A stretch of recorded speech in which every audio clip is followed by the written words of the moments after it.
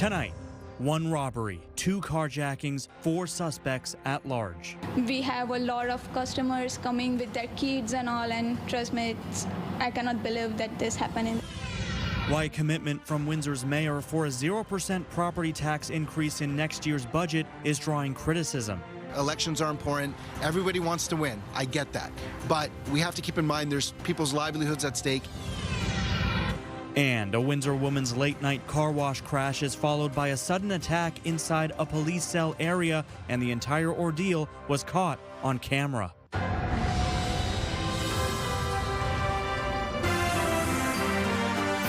CTV News with Stephanie Mazzotti. Good evening, and thank you for joining us both on CTV Windsor and AM 800. I'm Sanjay. Maru. Stephanie is off tonight. We begin with a violent weekend crime spree in Windsor. 2 carjackings and a robbery, leaving 1 victim with serious injuries, a teen in custody, and 4 suspects still at large. It's a late-night crime spree with multiple victims and spanning multiple streets from west to east and the south end of Windsor. It started Friday night on University Avenue West between Campbell and Josephine Avenues. Windsor police say 5 suspects approached a driver, pointed what looked like a firearm, and took off with his 2012 Volkswagen Jetta. People walking around, it's a student area, people are coming. We have a lot of customers coming with their kids and all, and trust me, I cannot believe that this happened in this area. The very next night, around 11 p.m. Saturday, another driver was targeted, this time on Division Road. Police say he was dragged out of his 2019 Chevy Traverse, assaulted, and left with serious but non-life-threatening injuries. Shortly after, that same Traverse pulled up near Magnolia Avenue and Harrogate Street in Windsor's East End, where a group of teenagers were robbed at gunpoint. One of them was pushed to the ground and hit several times. Back on Division Road, officers found the earlier stolen Jetta abandoned, linking the weekend's violent incidents. As for the stolen Traverse, officers found it early Sunday morning after it was involved in a collision in Chatham. The driver, a 15-year-old boy, who police say is one of the suspects in both carjackings. He's now facing 9 charges, including robbery with a firearm, aggravated assault, and possession of a restricted weapon. 4 other suspects have yet to be identified. Anyone with information is requested to contact Windsor Police or Crime Stoppers anonymously. Detailed descriptions of the 4 outstanding suspects are available on our website, ctvnewswindsor.ca. Turning now to an unrelated incident, a high-speed race through a school zone in Chatham ended with both vehicles being impounded. Chatham-Kent police say the race down Grand Avenue West took place around 4:15 Sunday morning. A 39-year-old Wallaceburg woman and a 33-year-old Ridgetown man were both charged with stunt driving and excessive speed. Well, a quick rinse turned into a long night for one Windsor driver. She's accused of doing serious damage at a car wash in Sarnia and later allegedly lashing out at police. CTV's Travis Fortnam has been digging into this one. Travis, what exactly went down here? Sanjay, it all began just after 1 o'clock Thursday morning at a Sarnia gas station. Police allege a Windsor woman got stuck in the car wash and smashed her way out, and that was only the start of her troubles.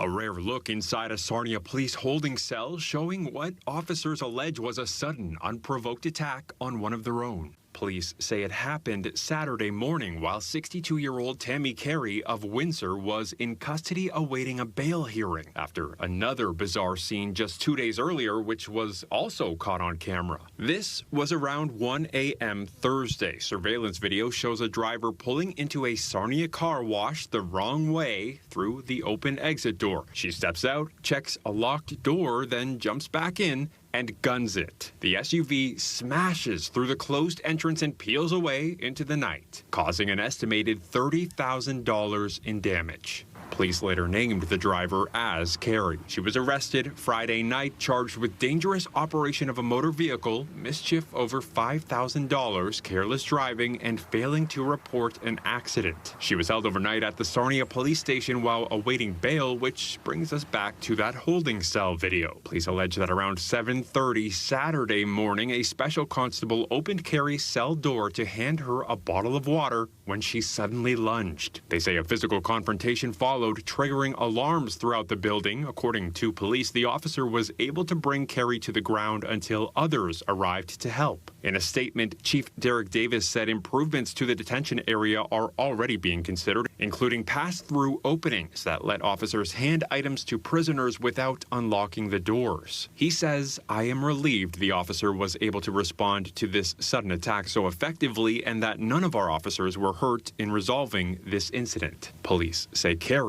suffered minor cuts to her head after hitting the floor and was treated in hospital, then returned to custody. She now faces additional charges, assaulting a peace officer and another charge of mischief under 5,000. After a bail hearing, Carey was released on conditions.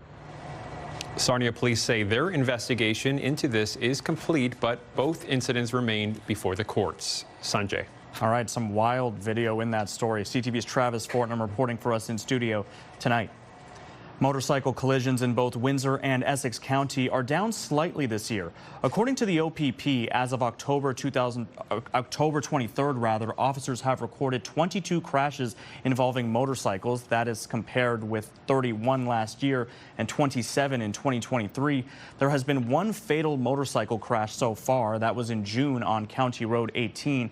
In Windsor, police say this year there have been 31 crashes, 3 of which were fatal. That number is down from 35 crashes in 23 and 24. Police say excessive speed, losing control, and driver inattention remain the leading causes in the crashes. And CTV meteorologist Gary Archibald joins me for our first look at the weather from the top of the Bell Building tonight. Gary.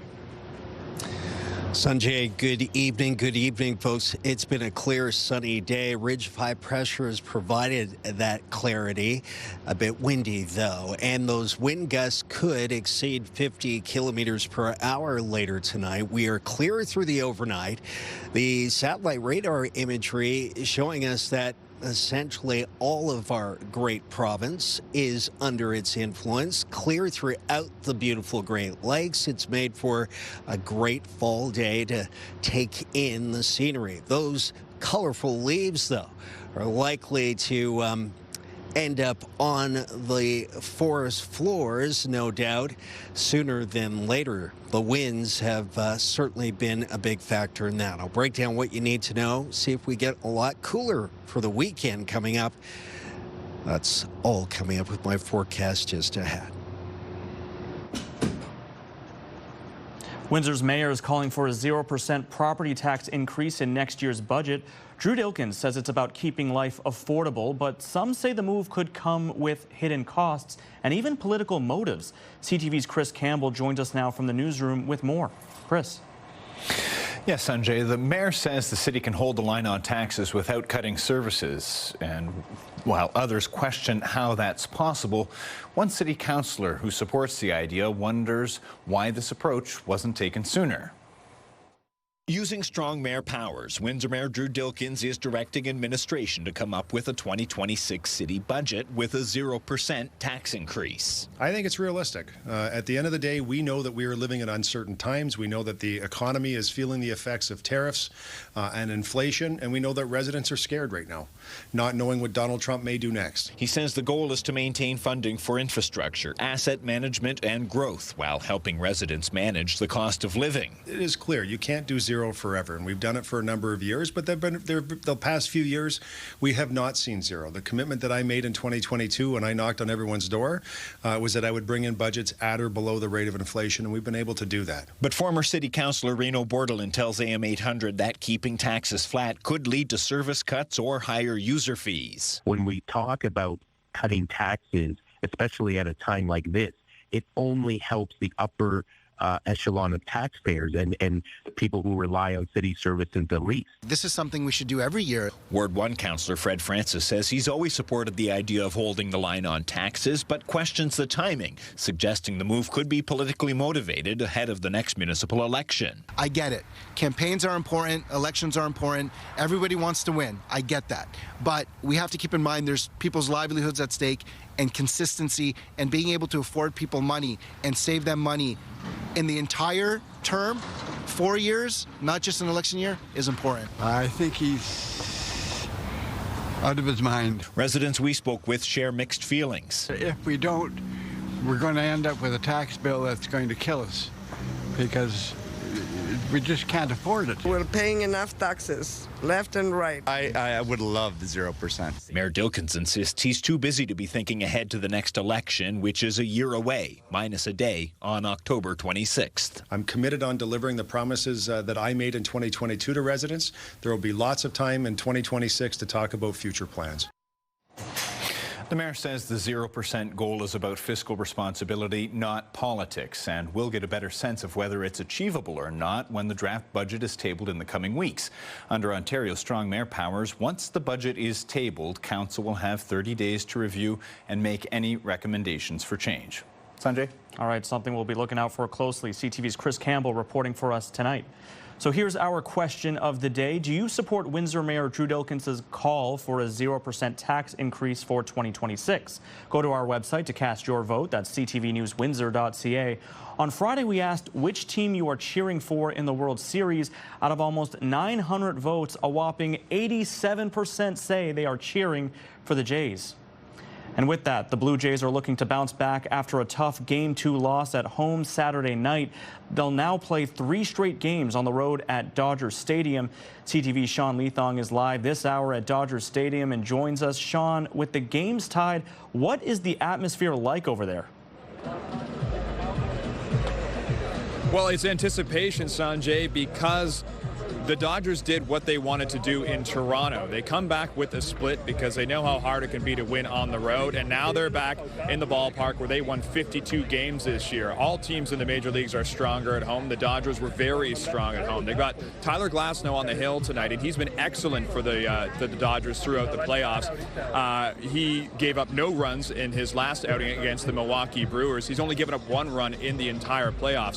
What the Blue Jays have is Max Scherzer going to the hill tonight. And he was a little shaky coming down the stretch in September. He was not on the roster for the ALDS, but then in the American League Championship Series, he pitched that pivotal Game 4 that tied the series, went 5.2 innings, and we all remember that moment when he told John Schneider to get back in the dugout because he wanted to finish the 5th inning.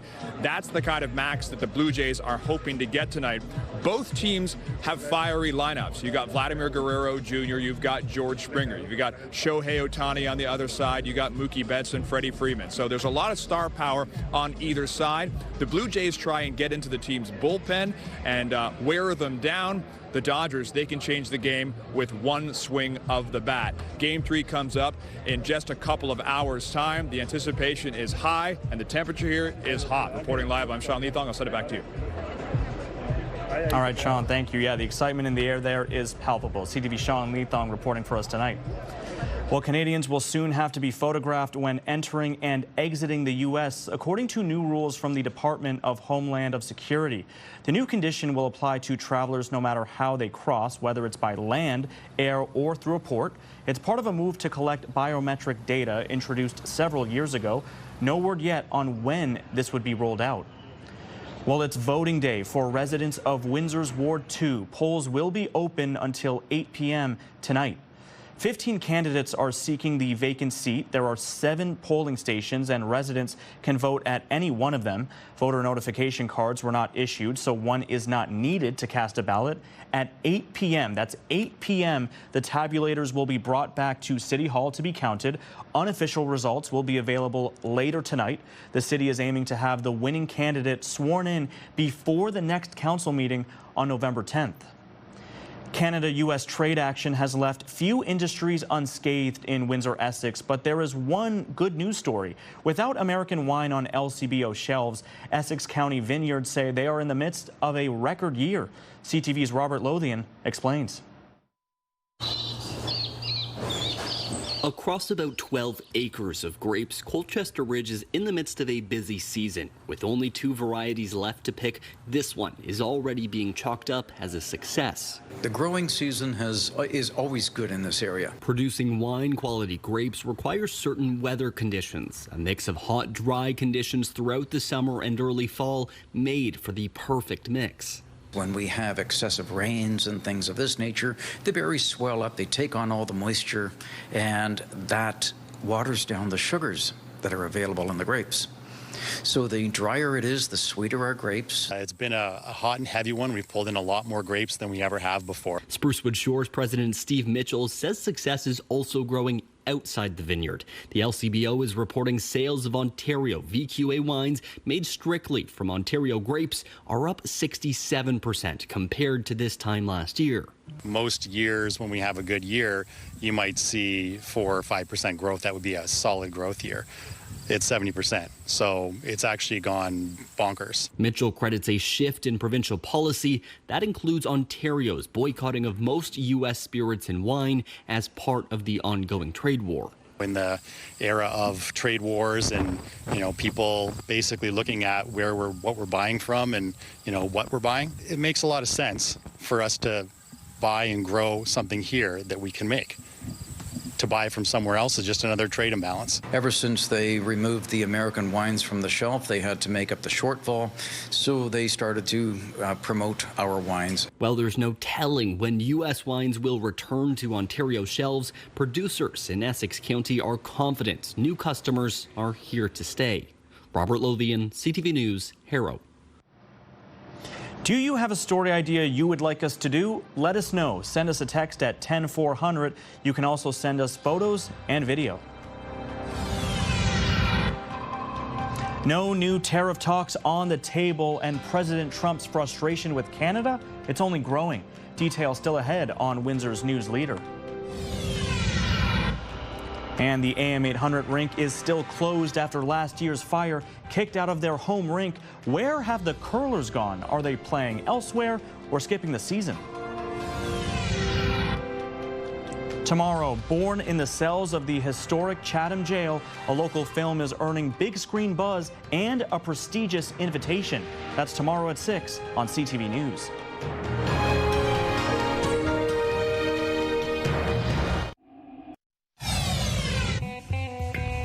Start your day with the latest local news. Sign up for our newsletter for direct local content straight from CTV Windsor to your inbox, including top stories, the forecast, and videos. You can sign up at ctvnewswindsor.ca. What it will take to mend fences after a TV spot derails discussions. Mark Carney and Donald Trump have still not spoken since the TV ad about tariffs really irritated the U.S. president and he broke off contact. Carney says he's ready to talk and is leaving that up to the Americans. But as CTV's Judy Trin reports, so far, crickets. Official handshake. The Prime Minister began his day with a meeting with Malaysia's Anwar Ibrahim, the fourth leader from Southeast Asia that he has sat down with at ASEAN. But the one-on-one he needs is slipping out of reach. Whether it's provincial or Canada itself, they all knew exactly what the ad was. I don't want to meet with them. No, I'm not going to be meeting with them for a while. Mark Carney revealed he has not spoken to Donald Trump since the U.S. president broke off trade talks on Thursday. Trump ended negotiations over an anti-tariff ad that the Ontario government commissioned, just as the federal team was close to getting tariff relief for steel and aluminum. The Prime Minister was asked if he was upset with Doug Ford. You can get unexpected twists and turns, and you have to keep your cool. We had made progress, to repeat. And we stand by the progress that had been made. Trump is also threatening to add 10% more tariffs on top of existing ones. When those take effect is uncertain. It's a stunning reversal from Carney's last White House visit just 3 weeks ago. How did your relationship with Donald Trump go south so fast? It's a question for him. Carney has considered the possibility the U.S. is toying with Canada and doesn't want to negotiate. I'm not about to detail those contingency plans. I said this before I was elected, emphasize the importance of us giving ourselves far more than any foreign government could take away. At the ASEAN summit, Carney said Canada would increase by 50% its non-U.S. exports over the next decade. That would amount to $300 billion. Trump may not want to sit down with Carney, but the president of China does. Xi Jinping and Carney will have a bilateral meeting in South Korea. The two leaders want to recalibrate the relationship between their two countries. Judy Trin, CTV News, Kuala Lumpur. And the U.S. ambassador to Canada says he understands his boss and has been candid about issues in the past. Today, Pete Hoekstra spoke to a business group. Michael Couture reports. While speaking to a coalition of Canadian manufacturers, the ambassador said that last week the American side was confident sectoral deals could have been hammered out by their Thanksgiving. Now, though, he's really not sure. I don't know how we get this back on track. Ambassador Pete Hoekstra had a conversation with Donald Trump on Saturday, the same day the U.S. president threatened an additional 10% tariff on Canadian products. He didn't give me any, clear indication or any indication at all that he was in any hurry to get back to the negotiating table and get an agreement. Hoekstra took Premier Ford to task for the anti-tariff ad that ran in the U.S. over the weekend, while criticizing how Canadian media framed the recent breakdown of trade talks. The ambassador said the ad and comments by other premiers were akin to meddling in American affairs. Doug Ford and Eby were starting to play in domestic American politics, potentially affecting a Supreme Court decision, potentially affecting politics, an election that is 8 days out, and for sure having an impact in the midterm elections. Hoekstra has also been hearing from American businesses who are complaining of the uncertainty caused by the strained trading relationship between Canada and the U.S. Pointing to the Ontario ad, the ambassador says the U.S. is taking no blame for the current state of the relationship. Canada burnt the bridges with America. Donald Trump did not slam the door. Canada slammed that door shut all by itself. Now, it comes as Statistics Canada numbers show the Canadian economy contracted for the first time in more than a year last quarter, and exports dropped by 7.5% over those 3 months. It was all a result of U.S. tariffs on Canadian goods. Michael Couture, CTV News, Ottawa. And the man who authorized the controversial anti-tariff ad, Ontario Premier Doug Ford, is standing firm, saying goal achieved. Ford also says the Prime Minister saw the ad ahead of time. As CTV's Siobhan Morris reports, Doug Ford's refusal to compromise despite Donald Trump's indignation. On the floor of the Ontario legislature. It was the most successful ad in the history of North America. In interviews on American TV. I don't regret it at all. Premier Doug Ford unrepentant about an anti-tariff ad featuring the voice of Ronald Reagan that's derailed trade talks. Well, as we say, mission accomplished. It was done. They're talking about it in the U.S., and they weren't talking about it before I put the ad on. Ford says the goal was always conversation. No guilt that a deal on steel and aluminum may have been close before Donald Trump intervened over the ad. There's no mention whatsoever of auto. I feel like it slipped to the side. I'm going to fight for the auto workers, the steel workers, the manufacturing. The opposition sees this as an unforced error. What they did with that ad, it wasn't smart. There's a good chance Ontarians are going to pay with their jobs. Calling on Ford to worry about the jobs already at risk in the province. Instead, the Premier is focused on an ad campaign that's there to, boost his ego, make him feel like a big guy? We need to be united as Team Canada and not have individual premiers go rogue. Ford insists the Prime Minister had seen the ad and didn't tell him to keep quiet. Siobhan Morris, CTV News, Toronto. Family and friends of David Pavo are remembering him as a selfless man with a good heart. 4 people have been arrested in connection to his death, with a 5th outstanding. A vigil over the weekend paid tribute to the 37-year-old.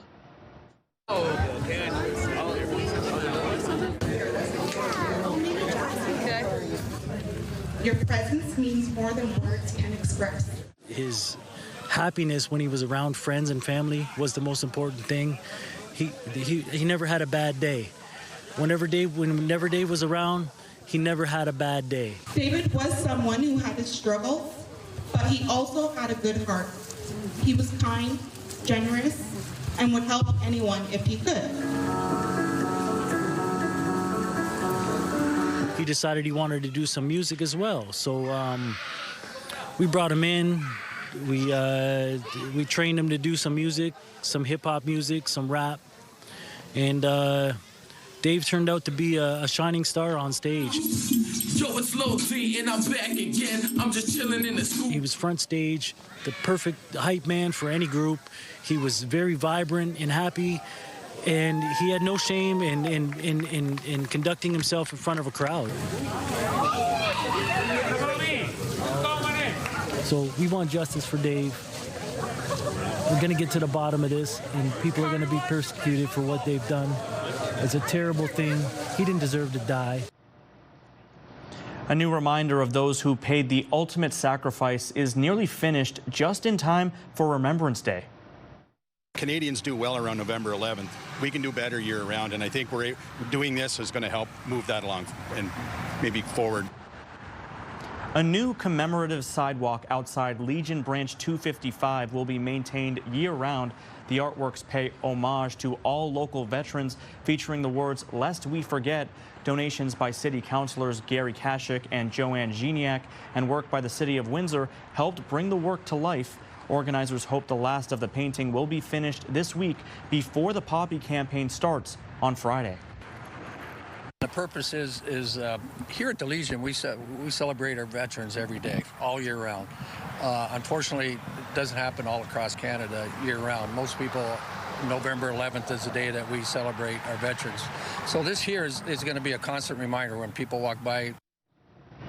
A growing crisis across the country with visits to food banks is way up. It's a sign of the times, the challenges of so many Canadians unable to make ends meet. CTV's Scott Hurst with the people and the numbers that paint a picture of just how bad it is. There is soaring demand for food banks in this country from coast to coast, ultimately meaning a desperate need for just basic nutrition for so many Canadians, and not just by the most vulnerable. The latest hunger count by Food Banks Canada released today shows monthly visits to food banks have doubled since 2019, with almost 2.2 million visits in March 2025 alone. And nearly 1 in 5 people going to food banks are actually employed, meaning they have jobs and a stable income, yet are still unable to make ends meet. And officials point out that's even more troubling, as the food bank system they claim is no longer sustainable in a way it was meant to operate as a last resort, not a primary source of food and nutrition for millions of Canadians. The CEO of Food Banks Canada is concerned, despite the urgency, governments are not stepping up enough, and that poverty and hunger are now normalized in this country. We've been saying this for years. It doesn't feel like the urgency is reaching the halls of power in Canada. And it concerns me about the food banks themselves. How can we absorb this infinite growth? But it also concerns me as a country. Food banks are also seeing more seniors and young people. In fact, a third of all food bank visitors this past year were children. That's hundreds of thousands of children every month relying on food banks to fill their bellies. Scott Hurst, CTV News, Toronto.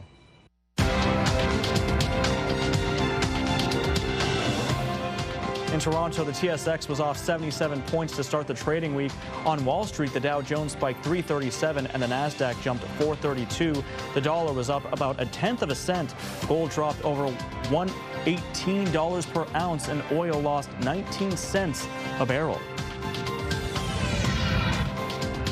New U.S. rules mean some Canadian snowbirds might face fingerprints, photos, and fees at the border. When we return, we hear firsthand from snowbirds about their border experiences.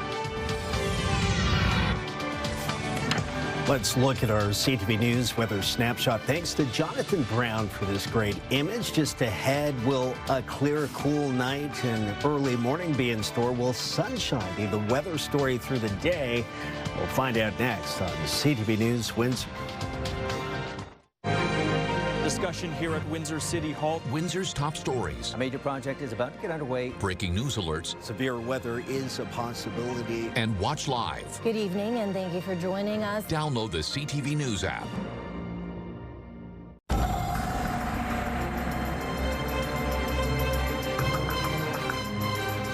And Gary is back with an extended look at the forecast. Gary. Those beautiful colors I shot earlier today, my favorite time of the year, with the winds sustained at around 30 kilometers per hour midday. A lot of those leaves that I shot were on the ground by the time I was done, so take advantage while you can. Ridge 5 pressure should provide a clear sky tonight, mostly sunny conditions tomorrow and Wednesday. More in the long range, just more. Reached a high of 14, about a degree above seasonal. Average high is 13. Average low is 4. Air quality is good. Yet again, a continuation from the weekend at 2 on a scale of 1 to 10. The lower the number, the better. We're looking at 14 or 57 degrees Fahrenheit at the airport in Windsor. A little bit cooler in Chatham-Kent, closer to about 11, 12 degrees. Close to about 53, 54. Now, in terms of temperatures across the country, we've been dipping into single digits in parts of the prairies, save for Regina and Saskatoon, which are in the teens. Toronto is cool right now, only 9 degrees there. And we'll get into some cooler air by the midweek towards the weekend. Now, in terms of winds, I mentioned 30 kilometer per hour winds sustained. Now we're looking at gusts. The peak winds in that 45 to 55 range tonight. So it's a windy night through to at least midnight, and then things calm down. Will be breezy tomorrow, but not as windy. The good news is Ridge 5 pressure is keeping things clear. Right now, right across the entire Great Lakes region. And for us here in southern and southwestern Ontario in particular, that means a quiet night. Could be close to about 3 or 4 degrees overnight. That means there's always that slight risk of frost, because some areas, it's not a complete uniform air mass. Some areas will be colder than 4 degrees Celsius. Cleared tonight. Easterly winds sustained at around 20 through to 10 p.m. by midnight, down to 7 and about 4 or 5 degrees tomorrow morning at around 5 a.m. Sunny Tuesday, Wednesday, as mentioned, 13 followed by 14, then cloudy, rainy Thursday, Friday, Saturday, 11, 11, 9. There's your cooler air. Sunday, 9. Monday, 9. Below seasonal. Your 7-day forecast, courtesy of Intercare. Lifetime, brought to you by Safeguard Medical Alert Systems. A rule requiring Canadians visiting the States for more than a month to register with the U.S. government came into effect last spring. But as CTV's Allison Bamford reports, snowbirds now heading south are feeling the impact for the first time. Every fall, Brian Rose drives south to escape Canada's winters. He's spending 6 months in Florida like he has for the last 22 years. U.S. Customs has always been good to us. It's a couple of quick questions, couple quick answers. But this year, the Snowbird was prepared for a lengthier process. He filled out documents ahead of time, wanting to comply with new rules issued this spring. The Alien Registration Act requires Canadians to register if they enter the U.S. by land and plan to stay for 30 days or longer. We got to the border here 2 days ago, and the guy says, all you need is a passport. We've been hearing about a lot of inconsistencies. Depending on the border officer and crossing, experts say some snowbirds might have to register at the port of entry, which could require their fingerprints, photograph, and a $30 fee. If they aren't asked to do that, travelers will have 30 days to register with U.S. Citizenship and Immigration Services. There's no cost to do it. It takes about 5 or 10 minutes to register online. You don't have to be fingerprinted. You don't have any biometrics. You get a receipt and you carry that with you when you're in the U.S. One U.S. immigration lawyer says getting fingerprinted at the border has always been a possibility, but it's rare, and snowbirds should still plan to cross the border as they normally would. Treat crossing the border, almost like a job interview. You're going to be respectful. You're going to be prepared. You're going to say please. You're going to say thank you. And you're going to make it easy for that officer. Snowbird advisory groups say they haven't heard of anyone being refused entry as a result of the new process. And with time, they're hopeful that consistency will improve at the border. Allison Bamford, CTV News, Saskatoon. The AM 800 rink has been closed since last spring's fire, but crews are on schedule. When will it reopen? That answer coming up on Windsor's News Leader.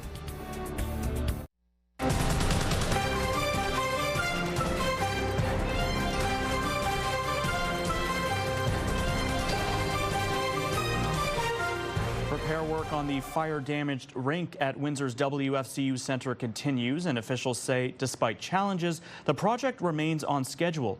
Windsor's Commissioner of Community Services, Michael Chandler, says crews are working on the damage from the April 28th fire, which tore through the AM 800 community rink, the fire causing about $1 million in damage and impacting nearby ice pads with water and mold issues. Repairs are expected to be completed by late spring or early summer, keeping the 2026 fall schedule on track.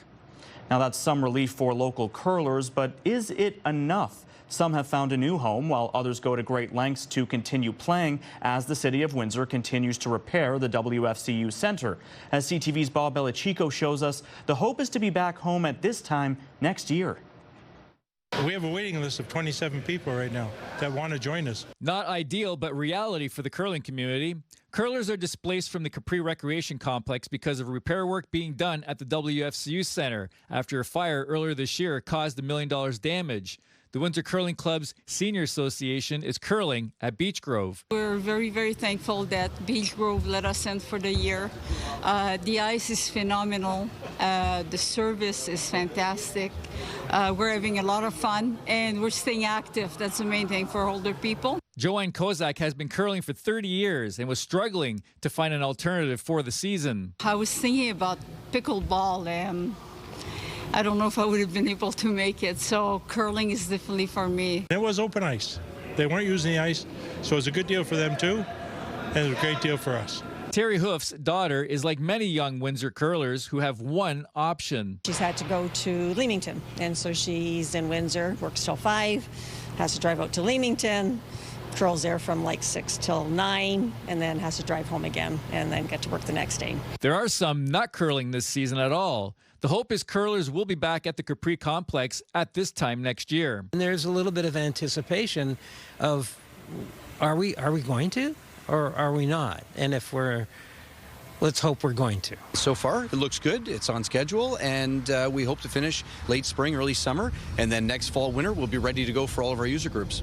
The city anticipates having all of their rinks online next fall, which means that this rink here at the Capri Recreation Complex will be converted back to curling. I'm told that the equipment is still in the building, and the conversion shouldn't take that long. We're looking forward to having everybody back in their spots. Bob Belichico, CTV News. Well, it was a good weekend on the local sports scene with a pair of teams coming up with big wins. Let's start at St. Clair College, where the women's soccer team won the provincial title for the first time in 37 years. They beat Centennial 4-1 in the gold medal game and will advance to the national championship tournament in Alberta in November. Good bunch, great program, great school. The people that it took to get here is incredible. I'm so excited. Our team this year is just incredible, and I'm so excited to experience this with this group of girls. Over at the university, the Lancers football team has advanced and is one game away from playing for the provincial title. Windsor taking care of business against Ottawa and has advanced to the OUA semifinals. Thanks to Western, Windsor is now hosting the game for the first time since 1990 instead of traveling down the 401. Yeah, having Guelph win was a big relief for us. You know, playing at home in front of this crowd, you know, it's unbelievable. It's been unbelievable all year. And, you know, first time since 1990. So it's going to be unbelievable atmosphere here. And looking forward to it. 5K a day is back on 93.9 Virgin Radio. Listen to Hannah and Johnny in the morning for your chance to win $5,000 every weekday. 5K a day. Virgin Radio. This is your CTV Windsor Our Community Calendar. You're invited to the Do Good Divas annual A Girls' Night Out in Handbag Heaven. Proceeds benefit the Habitat for Humanity, Windsor, Essex. See you next time on Our Community.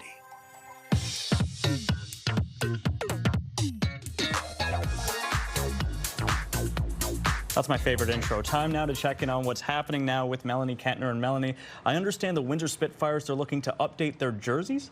Yeah, they are. They're looking for jersey design from area kids, and there's a prize for the winner, more than just seeing your design on the ice. The contest allows kids to submit a jersey design for a chance to win a VIP game experience. The jerseys will be worn for one home game on March 8th. The winner will get an autographed jersey of their design, and their family can meet the team. Submissions are wanted by November 6th. There's a PDF online for the design template, and design ideas can also be uploaded at the same location. You can find the link on our website. And I understand, Melanie, we also have an online story about a record-breaking event at the Safety Village. Yeah, that's right. So it was the biggest year ever for a trick-or-treat event at the village. The Safety Village welcomed over 1,500 visitors on Thursday. Families from across Windsor, Essex came together for a fun and educational evening. Community partners, volunteers, and local organizations were promoting safe Halloween celebrations. You can find their Halloween safety tips on our website. And in our social spotlight, a true Swiftie in Minneapolis is getting major attention for her spooky and sparkly tribute to Taylor Swift.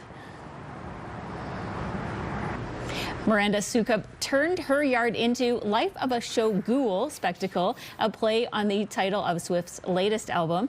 This display is full of skeletons in bedazzled costumes, haunted versions of her album covers, and even nods to fiancé Travis Kelce and their cats. I always find, no matter what you're passionate about, the passion that goes into those kind of designs. My wife hates me because I never take that initiative to do all of that. I mean, that's a lot of work. Is that kind of your thing? There's so many cool different options. I know they had a different Swift version last year and now a new one this year, kind of updated. So I think it's great. Amazing. If someone has a fun video they want to submit, remind us again, how can they do that? Yeah, they can email us newsnow@bellmedia.ca or text it to 10400.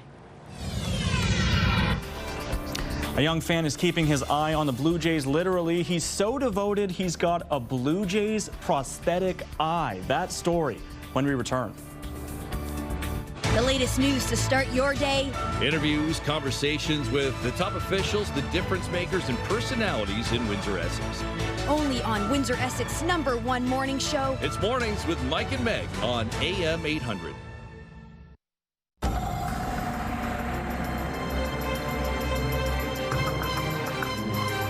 So, Gary, perhaps a Freudian slip before the break. I meant to say that my wife hates it when I don't do the Halloween decorations. It came out as my wife hates me, maybe a Freudian slip. I don't know. Love you. We're celebrating our 1 year. We've got another wedding anniversary coming up. So it's congratulations. I hope there's no hate involved. Right. Maybe with the forecast. I don't know. I saw a lot of rain before. You seem nervous. I know. Now, the anyway. Winds, they're a lovely couple, ladies and gentlemen. The Winds, as you saw with our beautiful Canadian flag there, sustained, rippling the Great Maple at about 30K, could get up to about 50 tonight, but still clear for the next couple of days due to that ridge of high pressure, highs of 13 followed by 14. Next couple of days, seasonal, sunny and normal in terms of temperatures. Thursday, Friday, Saturday, and Sunday, cloudy and a chance of showers Thursday through Saturday. Temperatures cooling off 11, 11, 9, and 9 Saturday, followed by 9 Sunday and 9 Monday. Those temperatures being below seasonal. So enjoy the sunshine. The rain's coming in, cooler temperatures. Yeah, not loving that stretch of rain at the end of the week there. But one story we think you will really love. A young Blue Jays fan is showing his team spirit in a rather unique way. He had a custom Jays prosthetic eye made, turning his passion for baseball into something truly eye-catching. CTV's Pauline Chan explains. A special package from Major League Baseball after they heard about 8-year-old Logan Dorna's special prosthetic eye. We are so inspired by you. It must be so exciting for your Blue Jays to finally be back in the World Series. Logan was diagnosed with retinoblastoma, a form of eye cancer, when he was 6 months old. When he was about 2 weeks old, I started to see a strange glow in his left eye, and it would only be there whenever I was taking his photo or video using flash on my smartphone, and then I started to see it more often. It was approximately 6 weeks post-op that he received his custom-made prosthetic eye. Since then, he's had several special designs. The second one I got was Wreck-It Ralph because the movie just came out and I love the movie.